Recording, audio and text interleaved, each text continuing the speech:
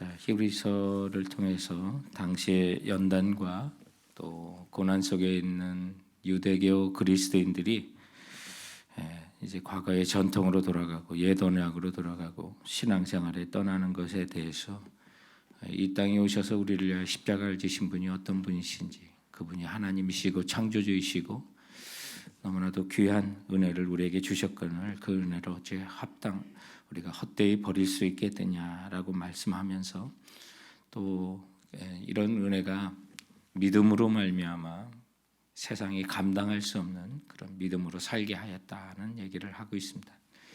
그런데 하물며 그런 분들은 이제 어제 본문 속에서 작은 약속들은 받았지만 프라미스들, 그래서 여러 약속들은 받았지만 생활 가운데 약속하신 은혜들은 받았지만 오늘 그 어제 말씀에 약속은 증거는 받았을 때 또한 약속을 받지 못했다 그랬는데 더 프라미스 오실 메시아에 대한 언약은 저들은 보지 못하였거늘 이제 우리는 그 언약이신 새 언약이신 예수 그리스도를 우리는 보았고 알았고 이제 이 땅에 오셔서 명확한 그 말씀을 우리가 들었거늘 어떻게 하물며 이 세상 가운데 빠질 수 있느냐라고 말씀하면서 이제 이러므로 오늘 1절에 우리에게는 또 이런 가운데서도 구름같이 둘러싼 허다한 증인들이 예수 그리스도를 보지 못하고 그 약속을 받지 못하고도 살았던 수많은 사람들이 있는데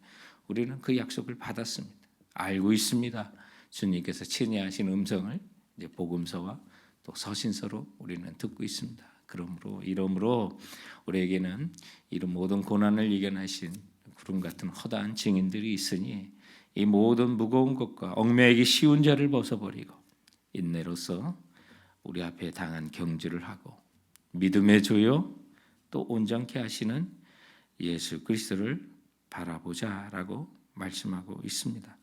우리는 여기에 어떻게 여러분 갖가지 무거운 짐과 얽매이기 쉬운 죄를 우리가 벗어버릴 수 있단 말입니까?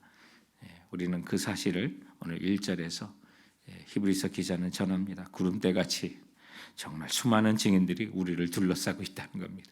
이 모든 시련을 다 이겨낸 그런 믿음의 증인들이 다 있다는 겁니다. 근데 이렇게 보면 이런 믿음 앞서 살았던 사람들이 정말 우리를 응원하고 있습니다. 나도 이겼으니까 너도 이겨라라고 하는 그런 얘기를 합니다. 제가 신학교 다닐 때는 신학교는 ROTC라는 제도가 없었어요. 그래서 신학교를 졸업하고 군대를 가야 되니까 4년을 마치고 학사장교라는 제도가 있어서 그래서 학사장교로 이렇게 가게 됐는데 장교라고 하니까 대우를 해주겠거니라고 하는 그런 생각을 제가 군대를 안 가봐가지고 그런 생각을 하고 갔는데 이렇게 이제 이병소가 있어가지고 영천이라고 하는 곳에 경북 영천이라고 하는 곳에 이제 삼사관학교가 있습니다. 그래서 거길 갔는데 이제 사람들이 배웅하는 자리를 벗어나서 담 하나를 싹 넘어가니까 갑자기 욕소리가 X 욕소리가 들어오면서 안 뛰냐고 하면서 막 욕설을 하고 그때부터 사람 취급을 안 하는 그런 현상들이 발생하게 되는데 모든 게 이제 미국의 그 군사 제도를 이렇게 받은 것 같아요. 그래서 한 1-2주는 애니멀 트레이닝이라고 사람 취급을 안 하고 동물 취급하는 그런 걸 하는데 그때 가장 위로가 된 거는 저희 형이 보내는 그 편지가 아주 큰 위로가 돼요. 왜냐하면 제가 학사 10기라고 하는 그 장교로 훈련을 받았는데 형이 학사 2기였어요.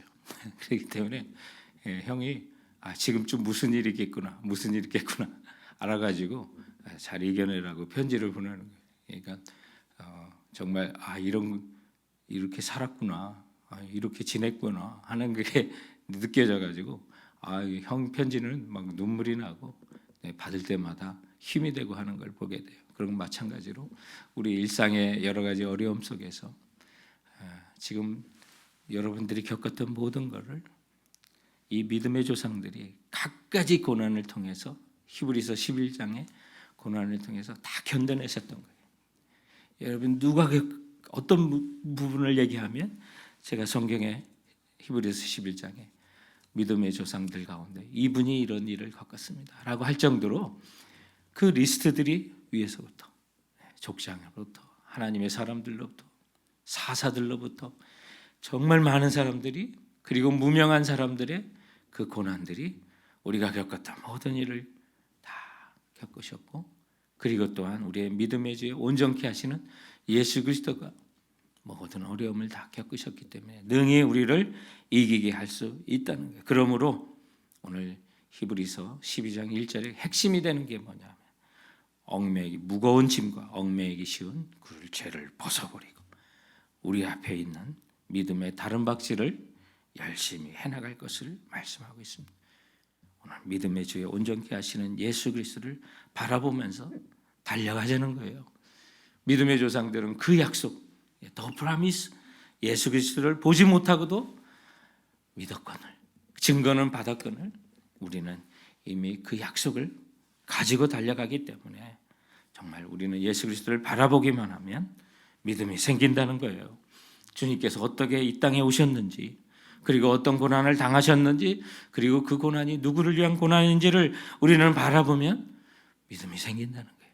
그리고 우리 시선을 세상이 아닌 우리의 또는 욕심이나 탐욕이나 또 이런 어그러진 마음, 그것으로 바라보는 것이 아니라 예수 그리스도께 바라보기 위해서 오늘 1절에는 모든 무거운 것, 그게 바로 무거운 거예요. 그리고 얽매이기 쉬운 죄를, 그걸 벗어버리는 거예요. 믿음의 다름질을, 우리의 믿음의 주에 온전케 하시는 예수 그리스도를 바라보는 거예요.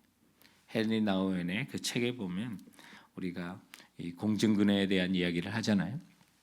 이제 공중근해를 할 때 우리가 대부분 알기로는 사람들의 스포트라이트를 받는 거는 재주를 부리면서 뭐 공중에서도 몇 바퀴 돌고 이렇게 건너가는 사람이 잘하는 것처럼 보이는데, 사실은 이 공중근해 아주 정말 잘하는 사람은 베테랑인 그 반대에서 그네로 왔다 갔다 하면서 날아오는 사람을 붙드는 사람이 진짜 잘하는 거라고.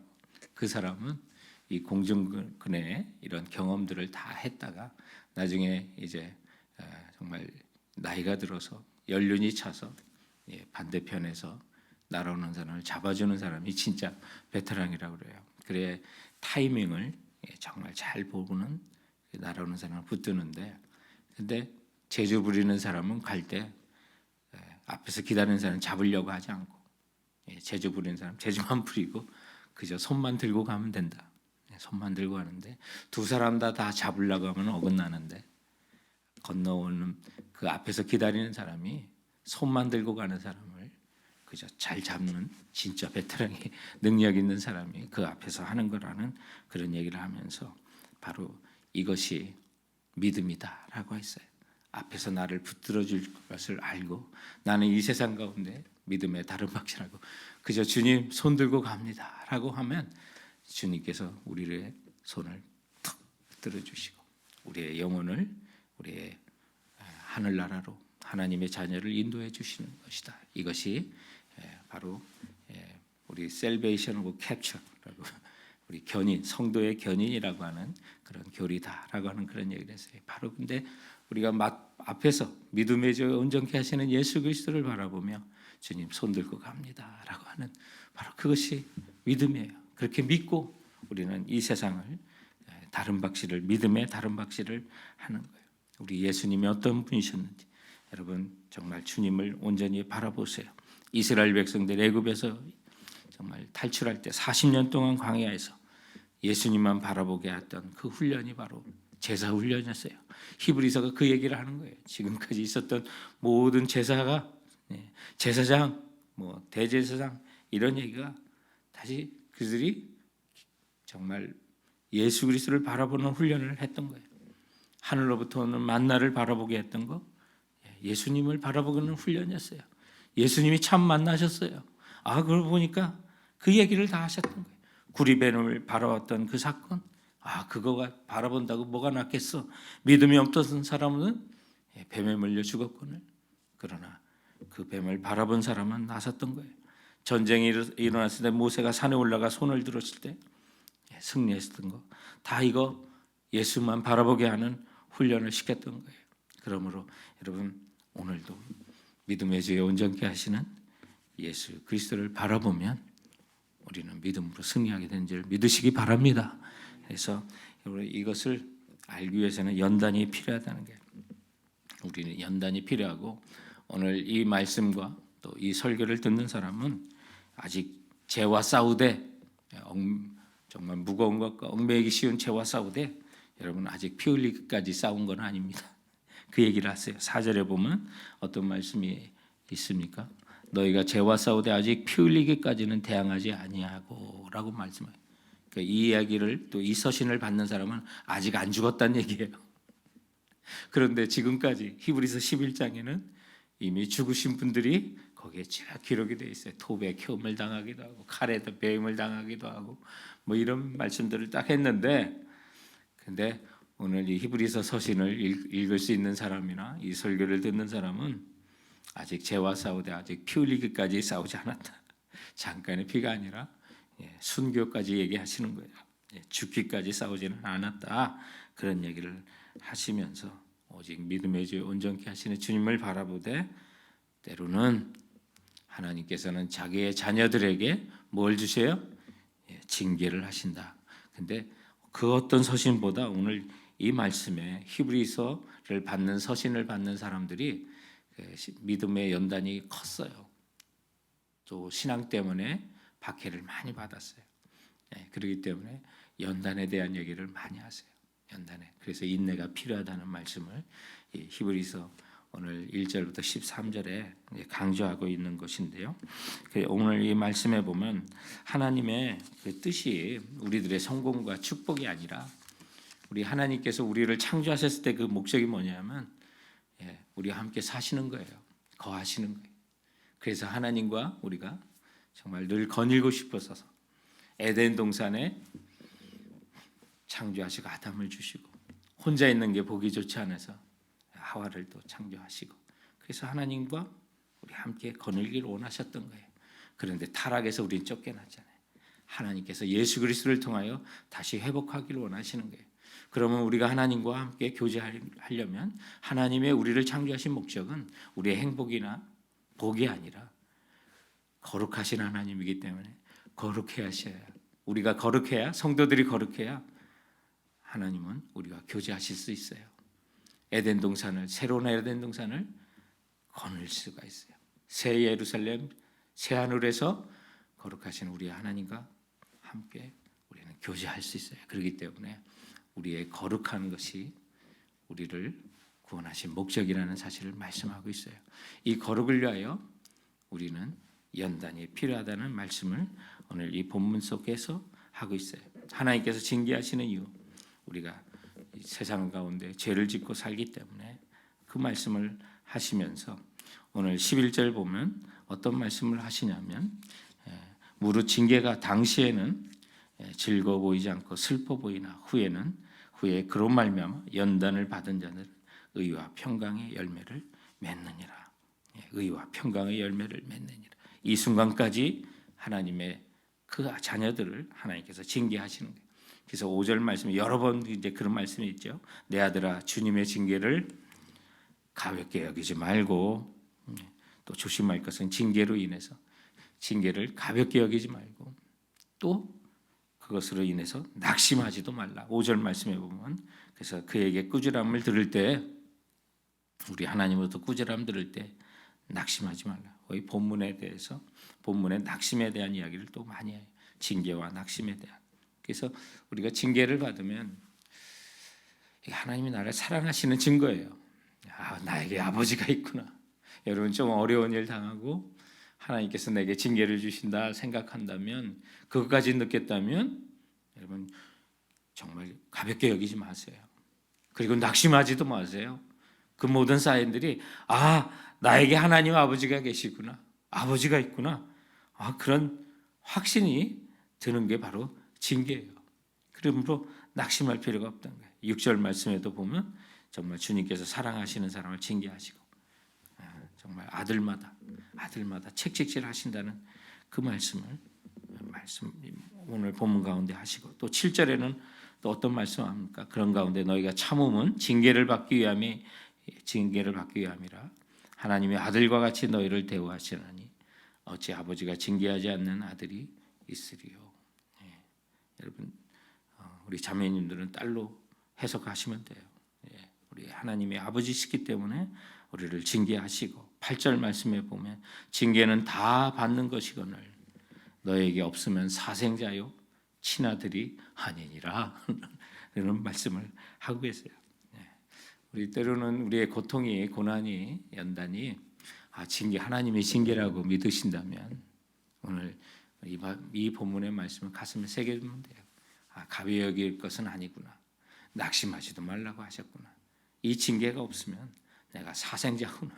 그런데 하나님이 아버지가 계시다는 사실을 말씀하고 그 하나님이 우리를 사랑하시기 때문에 연단도 주시는구나. 그러므로 12절과 13절에 뭐라고 하냐면 여러분 어깨 피세요. 그리고 일어나세요. 무릎을 꿇고 쓰세요. 그리고 앞으로 행진. 들국화의 행진이라고 하는 그런 노래가 있는 것처럼 다시 번뜩 일어나서 허리 곧게 피시고요. 어깨 피고요. 아버지 있는 분이 왜 그러세요? 창조주 하나님이 계시는데 왜 그러세요? 오늘 이 말씀을 12절과 13절에 이런 표현을 해요. 그러므로 피곤한 손과 연약한 무릎을 일으켜 세우고 너희 발을 위하여 고든 길을 만들어 저는 다리로 하여금 어그러지 않고 고침을 받게 하라. 우리 표현을 하면 어깨 펴 주눅 들지 말라고. 아버지가 계시거늘 세상에 재벌의 자녀들도 당당한데 우리는 하나님의 자녀인데 다시 한번 일어납시다. 저는 다리를 다시 한번 고쳐 똑바로 믿음의 행진을 인내하며 연간 가운데 하나님께 감사하며 사랑하시는 주님이 계심으로 우리는 앞으로 전진합시다. 우리 하나님의 자녀들에게 목표는 복 받는 게 아닙니다. 믿음입니다. 얽매이기 쉬운 정말 무거운 것들을 벗어버리고 얽매이기 쉬운 죄를 벗어버리고 우리를 부르시는 예수 그리스도 믿음의 죄에 온전케 하시는 주님을 바라보고 오늘도 어깨 펴고 다리 곧게 세워서 일어나서 우리 다시 한번 걸어가는 우리 성도들 되시길 주님의 이름으로 축원드립니다. 기도하시겠습니다.